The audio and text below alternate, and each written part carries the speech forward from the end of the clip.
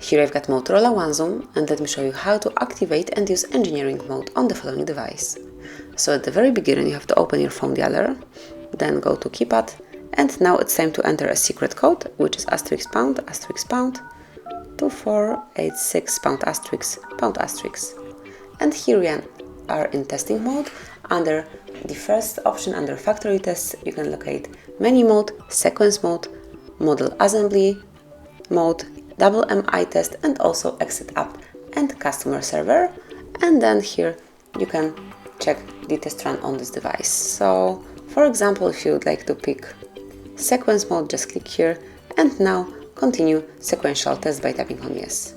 And here you can check the progress. So at first it's for headset and all the info.